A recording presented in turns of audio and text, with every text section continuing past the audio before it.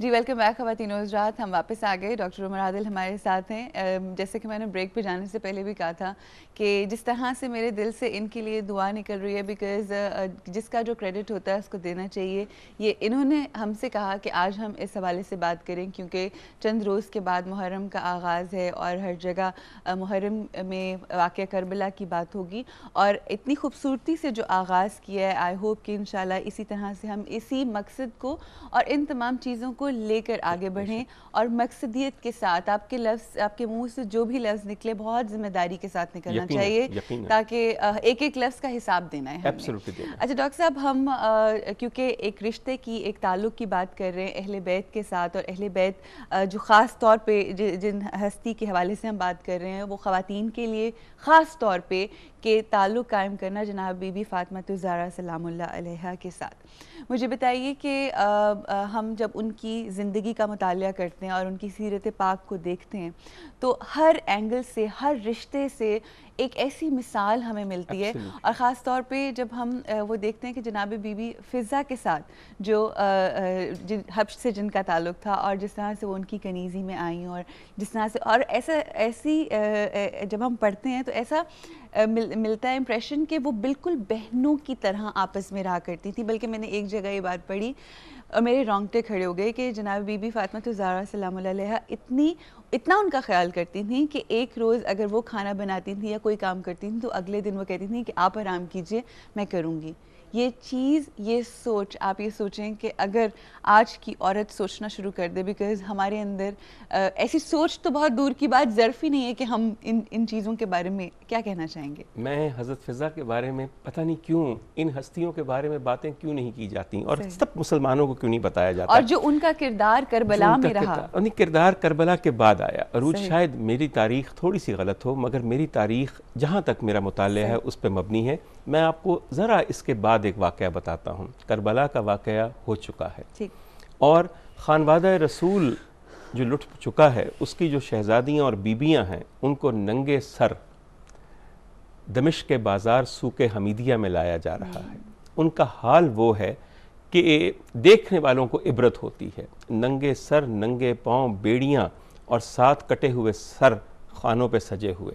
जहाँ से वो गुज़रती हैं वहाँ से दमिश्क के लोग देखते हैं और कहते हैं ये कौन है? तो सिपाही कहते हैं ये हुकूमत वक्त के बागी हैं, इनकी हालत देखो और इबरत पकड़ो कि कभी हुक्मरान वक्त के ख़िलाफ़ कोई बगावत ना करना।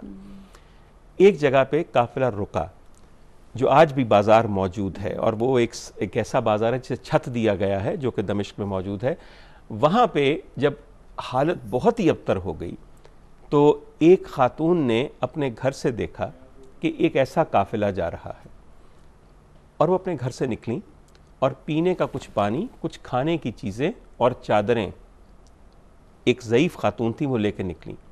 उन्होंने जाकर सबसे पहले उन तमाम कैदियों को खाना और पीना ऑफ़र किया और उसके बाद बीबियों के सर पे चादर डाल दी। तो हज़रत बीबी ज़ैनब ने बहुत आराम से उनसे पूछा कि ए बुज़ुर्ग खातून, हम तो इस वक्त इबरत ज़माना हैं, इबरत दहर हैं, हमसे तो कोई बात करना मुनासिब नहीं समझता।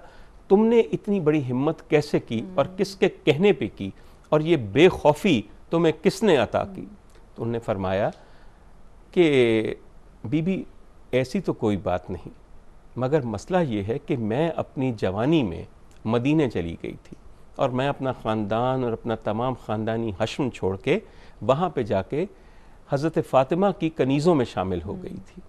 तो हज़रत फ़ातिमा जब वफ़ात पाने लगीं और उन्हें कहा कि जब उनके बाबा की वफ़ात हो गई तो उसके बाद उनको किसी ने हंसते नहीं देखा, तो मुझे पता था कि इनका अब अपना वक्त करीब है।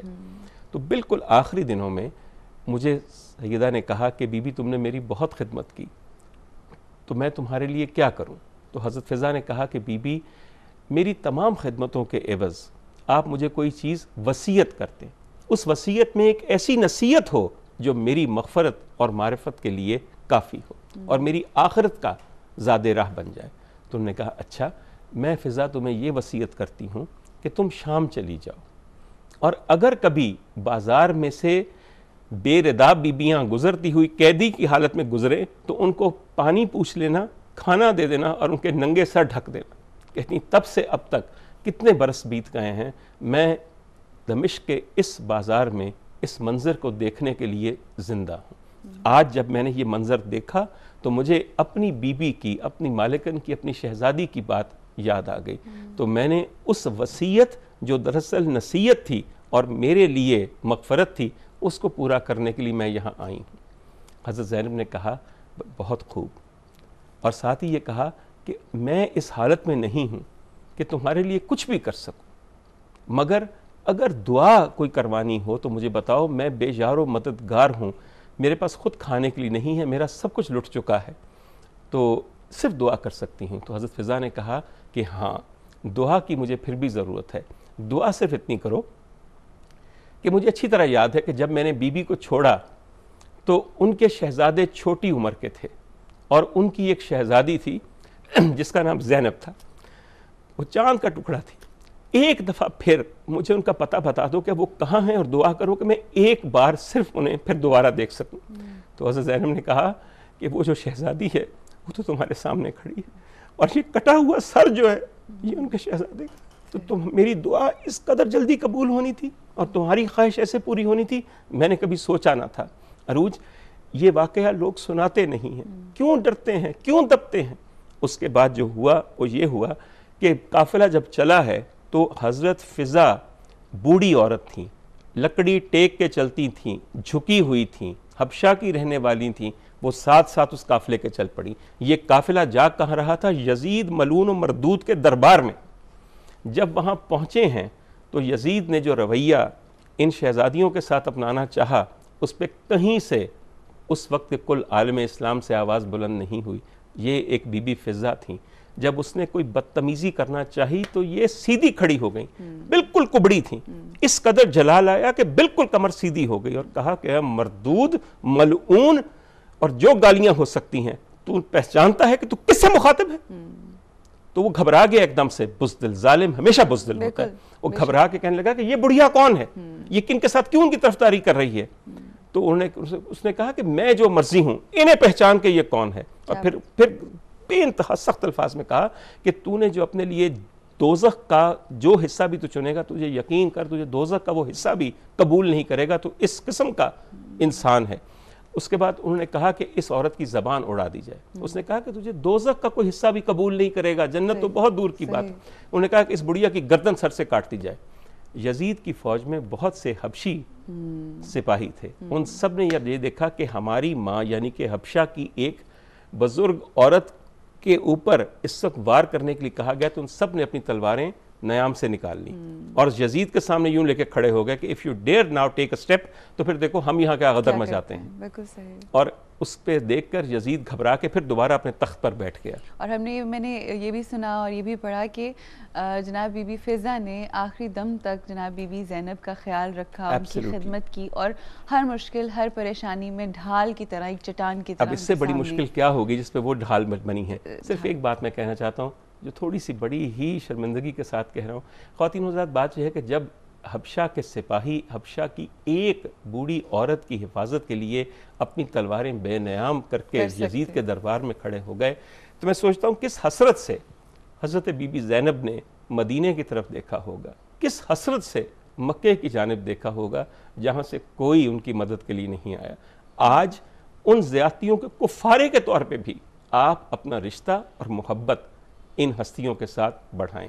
अरूज, मेरी बात गौर करने पे है, तब भी अहले इस्लाम थे, उनकी ज़्यादतियों का कुफारा अगर हम अदा करें तो शायद हमारी भी बहुत सारी आसानियाँ हो जाएं। बिल्कुल डॉक्टर साहब, मैं इस बात को इस तरह से बस वाइंड अप करना चाहूँगी कि आज से 1400 साल पहले जो जब हज़रत इमाम हुसैन अलैहिस्सलाम की शहादत हो रही थी, उससे पहले करबला के दश्त में एक आवाज़ गूंजी थी, हल मिन नासिर यंसुरना, कि कोई है जो मेरी मदद के लिए आए। ख़वातीन व हज़रात, आज वो वक्त है कि हर इंसान को, हर मुसलमान को, अगर हम दावा करते हैं अपने मुसलमान होने का, अगर हम दावा करते हैं अपने इंसान होने का, तो हमें लब्बैक कहना है उनकी उस सदा के ऊपर। और वो लब्बैक किस तरह से कहना है कि हमें अपने दिलों में मोहम्मद सल्लल्लाहु अलैहि वसल्लम व आले मोहम्मद सल्लल्लाहु अलैहि वसल्लम की मोहब्बत का ना सिर्फ इकरार करना है बल्कि अमलन हमें दुनिया को बताना है कि हम उनके साथ हैं, और इसी तरह से हम लब्बैक कह सकेंगे। और जो मिशन लेकर हज़रत इमाम हुसैन अलैहिस्सलाम करबला की जानिब बढ़े थे और जहाँ पर ऐसी अजीम कुर्बानियाँ दी जिसकी मिसाल हमें कहीं नहीं मिलती और ना कभी मिलेगी, उसके लिए उसको सोचते हुए, उसको जहन में रखते हुए अपने अमल में अगर तब्दीली नहीं आएगी तो कोई फ़ायदा नहीं है हमारे मुसलमान क्या, इंसान होने का। ये था हमारा आज का प्रोग्राम। बेहद शुक्रिया डॉक्टर साहब, आपकी जितनी मेहरबानी है और जितना आपका मैं शुक्रिया अदा करूं उतना कम है कि आपने आज तमाम देखने वालों को मुझ समेत ये सोचने पे मजबूर किया कि हमारा जनाब बीबी सैयदा फ़ातिमा-उज़-ज़हरा सलामुल्लाह अलैहा के साथ क्या रिश्ता होना चाहिए और क्या हम उसका हक़ अदा कर रहे हैं। अगर ये सोचें तो यकीन कीजिए अपना आप, अपना अमल बहुत ही कम लगता है, और लेकिन ये है कि वो एक सोच का जो सिलसिला है वो शुरू हुआ है कि अब हमें अपने अमल के अंदर तब्दीली लानी है, सिर्फ बातों की हद तक नहीं बल्कि वाकई अमल की सूरत में। ये था हमारा शो जी। अगर आप लोगों को अच्छा लगा हो, जो कि यकीनन ऐसी हस्ती का जिक्र है कि कौन ऐसा है जिसको नहीं पसंद आया होगा, लेकिन जो बातें डॉक्टर साहब ने कही हैं इतनी खूबसूरती से कि जो बुग़्ज़ हम अपने दिलों में रख के और इस मोहब्बत से हम दूरी करके जो गुनाह कमा रहे हैं उससे हमें, मेरा ख़्याल है, समझने की ज़रूरत है और अपने अमल के अंदर दुरुस्तगी और अपनी सोच में तब्दीली की भी ज़रूरत है। अगेन बहुत शुक्रिया डॉक्टर साहब, आप लोगों का भी बहुत शुक्रिया। हमें अपनी दुआओं में ज़रूर याद रखें और ख़ास तौर पर डॉक्टर उमर आदिल को और मुझे भी। मैं आप लोग की दुआओं की बस हमें ज़रूरत है। अपना ख्याल रखिए और अपनों का भी। अल्लाह हाफ़िज़।